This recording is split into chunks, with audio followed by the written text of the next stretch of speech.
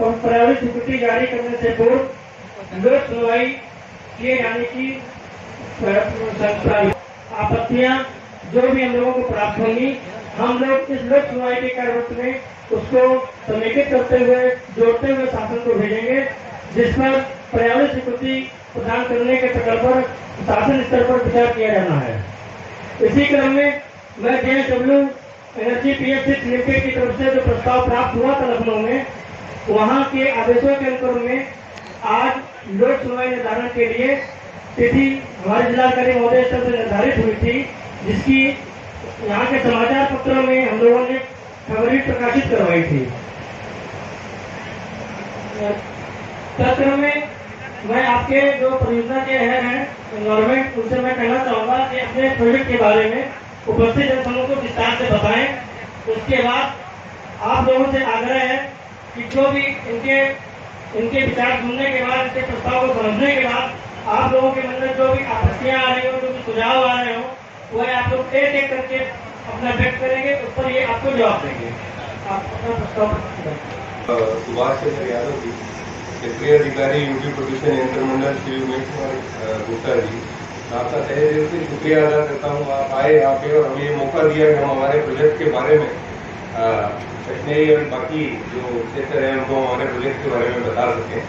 मैं sir JSW energy 6 limited की प्रस्तावित कंदौरा पंप स्टोरेज परियोजना, जिसकी कुल जो क्षमता है वो 1680 मेगावाट है, जो गांव कटनई तालुका ओबरा, गांव मरकुड़ी और शेरोई तालुका रोबर्टगंज जो सोनभद्र जिले में है, वहां पे स्थापित हम करने जा रहे हैं, उसको प्रस्तावित है। उसकी जन सुनवाई में यहाँ आए सभी क्षेत्रवासियों का मैं स्वागत करता हूँ।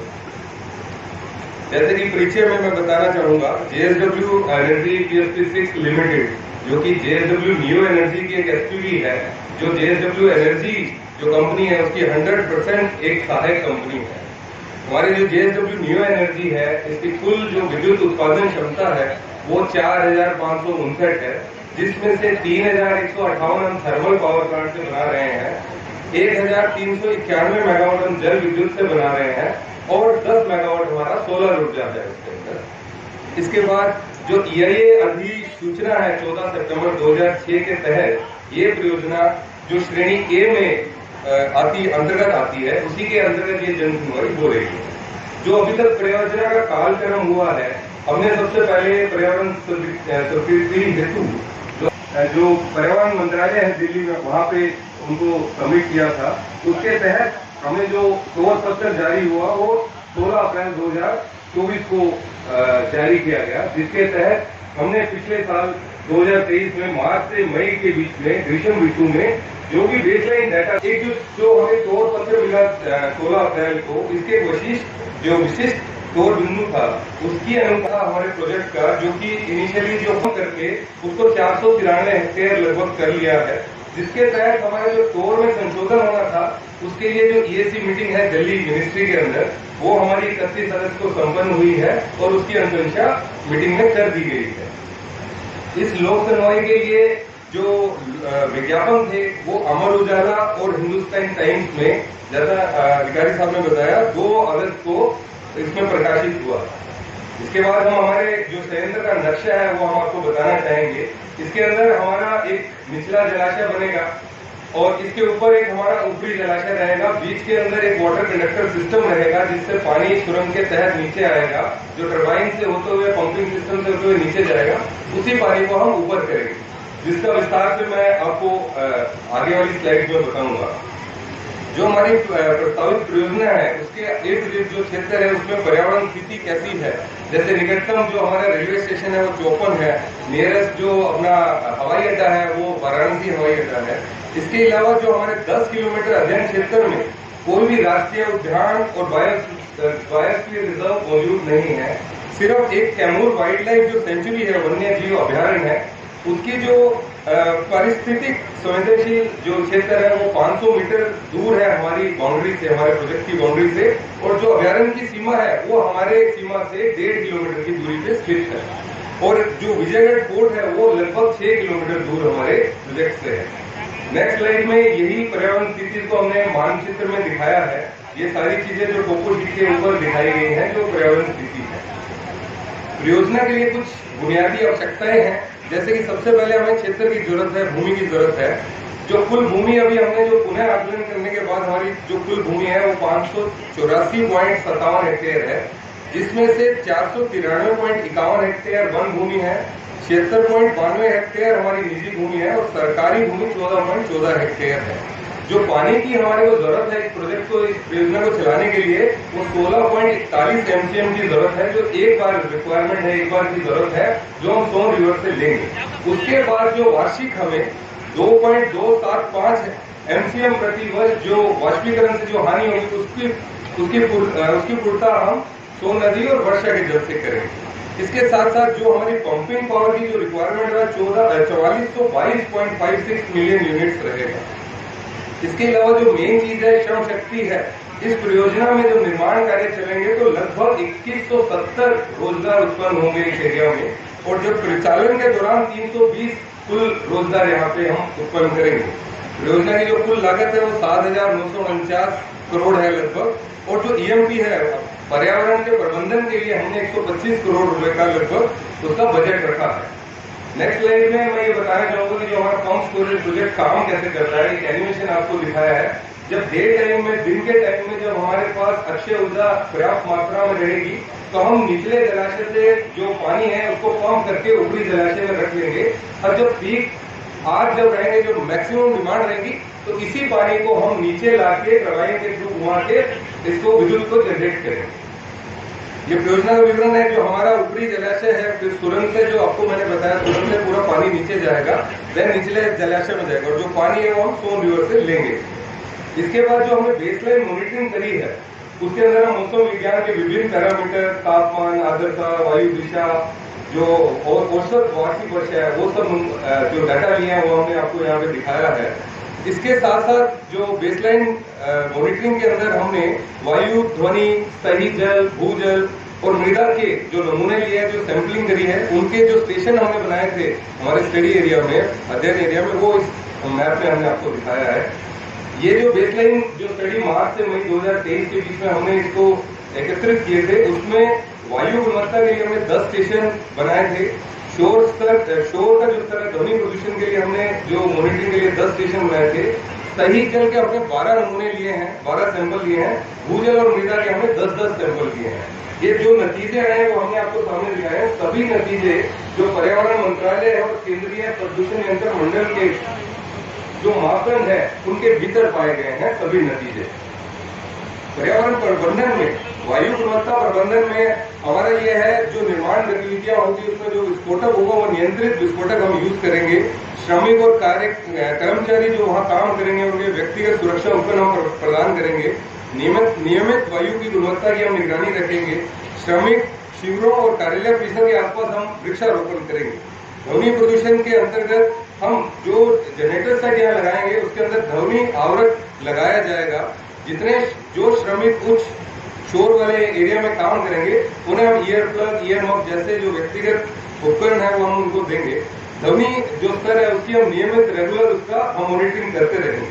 जल गुणवत्ता के लिए जो श्रमिक शिविर लगाएंगे वहां पे हम 30 KLD का एक STP जो गंदा पानी निकलेगा घरेलू वेस्ट उसको उपचारित करने के लिए 30 KLD का STP पोर्टेबल हम लगाएंगे। जो पानी यहाँ पे उपचारित करेंगे उस उपचारित पानी को हम जो वृक्षारोपण के लिए उसको रीयूज करेंगे, दोबारा दूसरी पानी का इस्तेमाल करेंगे। ठोस अपशिष्ट जो अपशिष्ट प्रबंधन में जो हमारा अपशिष्ट प्रबंधन नियम 2016 है उसके तहत सारा जो डिस्पोजल है वो किया जाएगा। जैविक कचरे के लिए हमने 500 किलोग्राम क्षमता वाले 2 ऑर्गेनिक वेस्ट कन्वर्टर जो हमारी जो श्रमिक जो शिविर है वहां लगाए जाए। इसके साथ जो इसके अलावा अन्य जो अपशिष्ट उत्पन्न होंगे हमारे परियोजना के दौरान, जैसे मक है, कुल मक जो है 14.8 मिलियन क्यूबिक मीटर उत्पन्न होगा, जिसमें से हम 5.7 मिलियन क्यूबिक मीटर हमारे निर्माण कार्य में यूज कर लेंगे, खुद उपयोग कर लेंगे। बचा हुआ 9.1 मिलियन क्यूबिक जो मक बचेगा उसको जो डेडिकेटेड साइट है, मक डिस्पोजल की साइट है, वहां पे हम साइंटिफिकली उसको डिस्पोज ऑफ किया जाएगा बिना किसी एनवायरमेंटल पोल्यूशन के। जो म्युनिसिपल बाकी जो वेस्ट है, जो अपशिष्ट है, municipal waste, electronic waste, battery waste, biomedical इत्यादि, इन सबका जो डिस्पोजल है वो केंद्रीय प्रदूषण नियंत्रण मंडल के जो दिशा निर्देश है उनके तहत करेंगे। वृक्षारोपण में हम परियोजना के अंदर 22.17 हेक्टेयर एरिया में वृक्षारोपण करेंगे, लगभग 22,000 वृक्ष हम अंदर लगाएंगे। और जो कंपनसेटरी फोरेस्टेशन है, प्रति पूरक जो वृक्षारोपण है उसमें 493.51 हेक्टेयर भूमि पे लगभग 5 लाख पेड़ हम लगाएंगे इस परियोजना के दौरान। परियोजना का जो हमारे पर्यावरण प्रबंधन की योजना का जो हमने बजट रखा है 125 करोड़, उसका जो विवरण है वो हमने यहाँ बताया है। प्रतिपूरक वन योजना के लिए हमने 60 करोड़ का लगभग बजट रखा है। पुनः स्थापना पुनर्वास योजना के लिए हमने लगभग 15 करोड़ का बजट यहाँ पे रखा है। मग प्रबंधन जो मेन चीज है उसके लिए हमने लगभग 11.6969 करोड़ का बजट रखा है। कुल बजट हमारा 125 करोड़ का रहेगा। और जो आवृत्ति जो लागत रहेगी पर सालाना जो रहेगी वो लगभग 7 करोड़ 84 लाख की आएगी। पुनर्वास पुनर्स्थापना के लिए मैं आपको बता दूं 3 गांव में हमारा प्रोजेक्ट आ रहा है, ये योजना आ रही है। टोटल 73 फैमिलीज है जो प्रभावित होंगी और 44 परियोजना में विस्थापित परिवार रहेंगे, जिनकी संरचना घर जो भी भुगतान रहेगा कंपनी द्वारा म्यूचुअल अंडरस्टैंडिंग के साथ आपसे बातचीत करने के बाद दिया जाएगा। खरीदी गई निजी भूमि के लिए भूमि का मूल्य का भुगतान सीधे बातचीत और आपसी सहमति से तय की गई शर्तों के तहत भूमि मालिकों को डायरेक्ट किया जाएगा, किसी को बीच में नहीं लाएंगे। इसके बाद जो परियोजना के लाभ हमने बताया, यहाँ पे बहुत रोजगार के तो डायरेक्ट रोजगार जो हुए 2170 हमने बताया, उसके अलावा इनडायरेक्ट जो रोजगार है वो भी बहुत सारे उत्पन्न होंगे जो प्रोजेक्ट आता है ऐसे एरिया में।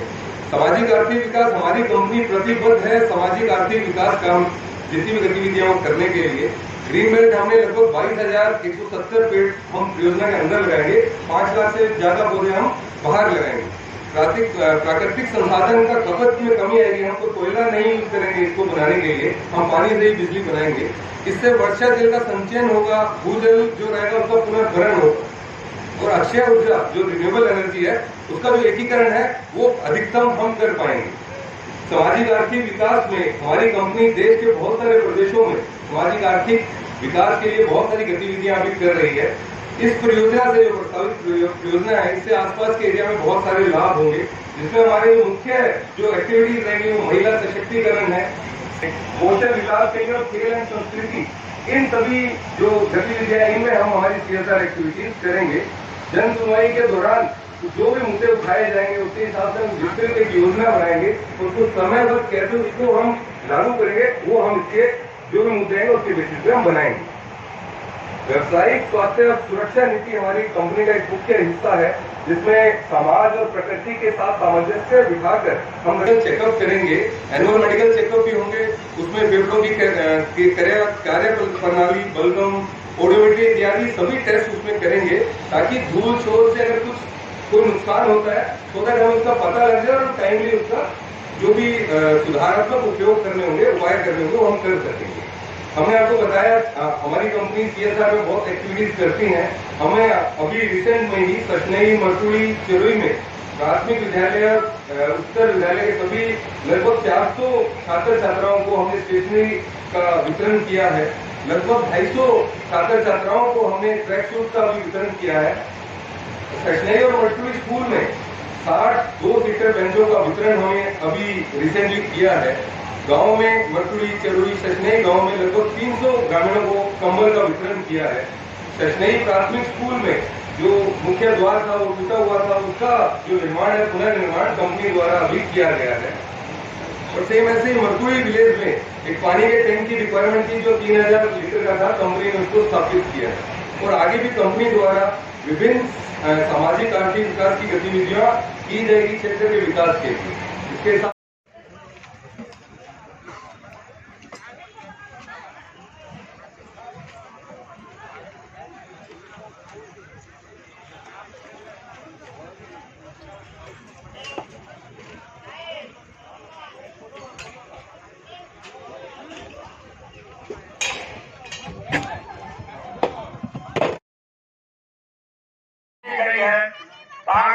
देखने में दिख रहा है, अच्छा लग रहा है कि यहाँ बिजली बराबर मिल रही है।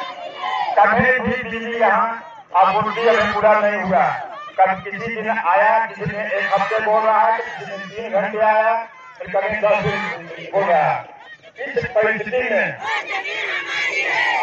क्षेत्र के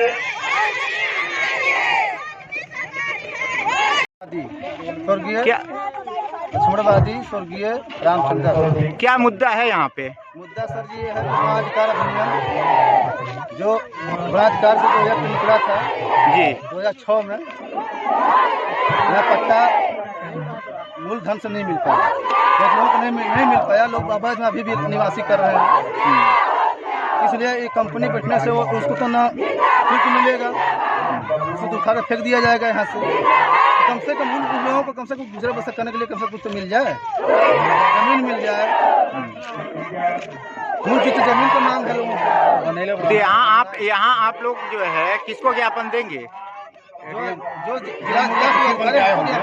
जो जिले से आए होंगे अधिकारी, हाँ डीएम हो एडीएम हो जो भी हो अधिकारी, यहाँ जिले से ज्ञापन सौंपेंगे।